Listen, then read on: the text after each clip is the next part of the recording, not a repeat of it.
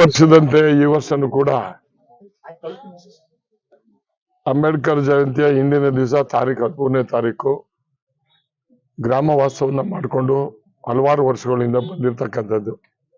ಈ ವರ್ಷನೂ ಕೂಡ ಅದೇ ರೀತಿ ಮಾಡಿ ಈ ಊರಲ್ಲಿ ಸ್ವಲ್ಪ ಸಮಸ್ಯೆ ಸರಿಪಡಿಸಿ ಎಲ್ಲರೂ ಒಟ್ಟಾಗಿ ಹೋಗ್ಬೇಕು, ಯಾರಿಗೂ ಅನ್ಯಾಯ ಆಗಬಾರ್ದು ಅಂತ ಹೇಳಿ ಬಹುದಿನಗಳಿಂದ ಮನೆ ಕಟ್ಟಿ ಅವ್ರಿಗೆ ಕಟ್ಟಕ್ಕೆ ಅವಕಾಶ ಕೊಟ್ಟಿಲ್ಲ. ಅವ್ರಿಗೆ ಮನೆ ಕಟ್ಟಕ್ಕೆ ಒಂದು ಅವಕಾಶ, ಯಾರ್ಯಾರಿಗೆ ಹಕ್ಕುಪತ್ರ ಸಿಕ್ಕಿ ಮನೆ ಕಟ್ಕೊಂಡಿಲ್ಲ ಅಥವಾ ಮನೆ ಇಲ್ಲ ಅವ್ರೆಲ್ರಿಗೂ ಕೊಡ್ತಕ್ಕಂಥ ಸೌಕರ್ಯ ಒದಗಿಸ್ತಕ್ಕಂಥದ್ದನ್ನ ತಾಲೂಕು ಆಡಳಿತ ನಾವೆಲ್ಲ ಸೇರಿ ಮಾಡ್ತೀವಿ. ಇದರಲ್ಲಿ ಯಾರೇ ಅವ್ರ ಪರ ಇವ್ರ ಪರ ಅನ್ನೋ ಪ್ರಶ್ನೆನೇ ಇಲ್ಲ.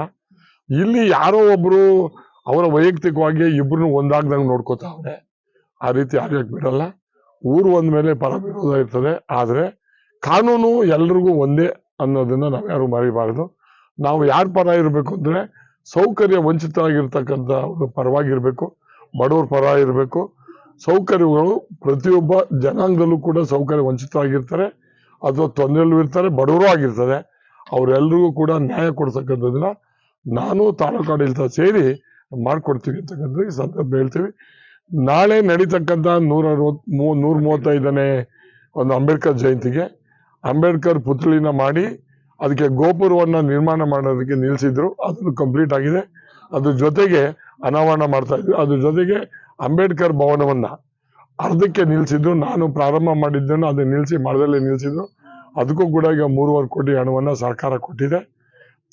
ಈ ಸಂದರ್ಭದಲ್ಲಿ ಸರ್ಕಾರಕ್ಕೆ ನಾನು ವೈಯಕ್ತಿಕವಾಗಿ ಮುಖ್ಯಮಂತ್ರಿಗಳಿಗೆ, ಮಾಧವಪ್ಪನವ್ರಿಗೆ ಧನ್ಯವಾದಗಳನ್ನ ಹೇಳ್ತೀನಿ. ಸಂಪೂರ್ಣವಾಗಿ ಕಂಪ್ಲೀಟ್ ಮಾಡೋದಕ್ಕೆ ಹಣ ಕೊಡ್ತೀವಿ ಅಂತ ಅಸೆಂಬ್ಲಿನೇ ಭರವಸೆ ಕೊಟ್ಟಿದ್ದಾರೆ. ಇನ್ನೊಂದು 5-6 ತಿಂಗಳೊಳಗಡೆ ಈಗಾಗಲೇ ಟೆಂಡರ್ ಆಗಿದೆ. ನಾಳೆ ಅದು ಗುದ್ಲಿ ಪೂಜೆನೂ ಇದೆ. ಅದು ಪೂರ್ಣವಾಗಿ ಮಾಡ್ತಕ್ಕಂಥ ಕೆಲಸ ಆಗ್ತದೆ. ಇದು ನಾನು ಯಾವಾಗ್ಲೂ ಕೂಡ ದಲಿತರ ಮನೆ ವಾಸ್ತವ ಮಾಡ್ತಕ್ಕಂಥದ್ದು ನಾನು ಸಂಪ್ರದಾಯ. ಇದರಲ್ಲಿ ಮನೆ ಕಟ್ಟಕ್ಕೆ ಬಿಟ್ಟಿರ್ಲಿಲ್ಲ. ಇದು ನಾನು ಬರೋದಕ್ಕಿಂತ ಮುಂಚೆನೂ ನನಗೆ ಗೊತ್ತಿರೋ ಒಂದು 25-30 ವರ್ಷದಿಂದನೂ ಮೊದಲು ಮನೆ ಇತ್ತು ಇಲ್ಲಿ. ನಾವೇ ತೀರ್ಮಾನ ಮಾಡಿದಾಗ ಮನೆ ಇದ್ದಿದ್ದನ್ನ ನಾವು ಮನೆಯನ್ನ ಕೆಡಿಸಿ ಮನೆಯನ್ನ ತೆಗೆದಾಕಕ್ಕೆ ಆಗಲ್ಲ. ಬೇರೆಯವರಿಗೆ ನಮಗೂ ಕೊಡ್ಬೇಕು, ಅವ್ರಿಗೆ ಕೊಟ್ಟಂಗೆ ಅಂತ ಇದೆ. ನಿಮ್ಗೂ ಕೊಡ್ತೀವಿ, ಯಾರಿಗಿಲ್ಲ ಅನ್ನೋರು ಇದನ್ನ ಒಂದು ಐಡೆಂಟಿಫೈ ಮಾಡಿ ಅಂತ PDOಗೆ ಇದನ್ನ ಮಾಡಿದ್ವಿ. ಅವ್ರಿಗೆ ನಮಗ್ ಗ್ರಾಂಟ್ ಆಗಿತ್ತು ಅಂತ ಹೇಳಿ 37 ಜನದ ಗ್ರಾಂಟ್ ಸರ್ಟಿಫಿಕೇಟ್ ಕೊಟ್ಟಿದ್ರು. ಕಾನೂನು ಏನ್ ಹೇಳ್ತದೆ ಅಂದ್ರೆ ಗ್ರಾಂಟ್ ಆದ 2 ವರ್ಷದಲ್ಲಿ ಅವ್ರು ಮನೆ ಕಟ್ಕೋಬೇಕು, ಉಪಯೋಗಿಸ್ಕೋಬೇಕು ಅಂತಿದೆ. ಆದ್ರೂ ಕಟ್ಕೊಂಡಿರ್ಲಿಲ್ಲ ಅಥವಾ ಅದು ಉಪಯೋಗಿಸ್ಕೊಂಡಿಲ್ಲ. ಈಗಾಗಲೇ ಒಂದು ಸರ್ವೆ ಮಾಡಿ ಯಾರಾಗಿ ನಿಜವಾಗಿ 37 ಜನದಲ್ಲಿ ಮನೆ ಇಲ್ಲ, ಅವ್ರು ಎಲ್ರಿಗೂ ಮನೆ ಇಲ್ಲದೆ ಇದ್ದವ್ರಿಗೆ ಸೈಟ್ ನ ಕೊಡ್ತಕ್ಕಂಥದ್ದು ಜವಾಬ್ದಾರಿ ತಾಲೂಕು ಆಡಳಿತ ನಾನು ಅಂತಕ್ಕಂಥದ್ದನ್ನ ಸರ್ಕಾರಕ್ಕೂ ಗಮನಕ್ಕೆ ತಂದಿದ್ದೀವಿ. ಅದನ್ನ ಮಾಡೂ ಕೊಡ್ತೀವಿ. ಯಾರು ನಮ್ಗೆ ಯಾರು ದ್ವೇಷಗಳು ಅಲ್ಲ, ಏನೂ ಅಲ್ಲ. ಅದು ಒಳ್ಳೇದಾಗ್ತದೆ. Thank you. ಆಮೇಲೆ ನಾಳೆ ಈ ಅಂಬೇಡ್ಕರ್ ಪುತ್ಥಳಿಯ ಅನಾವರಣ ಮತ್ತು ಆ ಗೋಪುರವನ್ನ ಉದ್ಘಾಟನೆ ಮತ್ತು ಅಂಬೇಡ್ಕರ್ ಭವನದ ಪ್ರಾರಂಭ. ದಯಮಾಡಿ ಅಂಬೇಡ್ಕರ್ ಭವನದ ಶಂಕುಸ್ಥಾಪನೆ ನೀವು ಮತ್ತು ನಿಮ್ ಜೊತೆ ಎಲ್ಲ ಇಡೀ ತಾಲೂಕಾದ್ಯಂತ ಪ್ರತಿಯೊಬ್ಬರು ಬರಬೇಕು.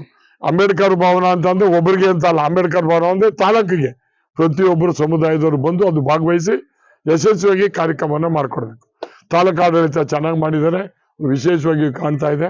ಎಲ್ಲರೂ ಬನ್ನಿ, ನೋಡಿ, ಆನಂದಿಸಿ ಅದಕ್ಕೆ ಯಶಸ್ವಿ ಮಾಡ್ಕೊಳ್ಳಿ. Thank you.